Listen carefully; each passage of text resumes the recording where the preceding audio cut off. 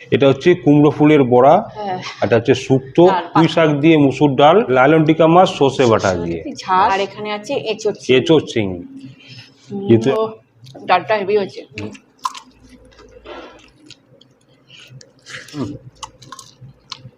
কুমড়ো ফুলের বড়া,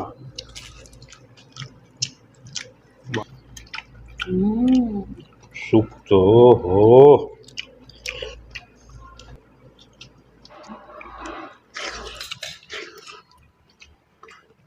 থালা শুদ্ধ ঢেলে দাও, তাহলে তো আমাকে এতবার হাতা। ঠিকই আছে, শুধু মশলা লাগে আমার নেই কিন্তু। আর লুকোচুরি আমরা কোনো পছন্দ করি না। এর মধ্যে পেঁয়াজ দিয়েছো নাকি? শেষ পাতে একটু মিষ্টি না হলে। টাটা।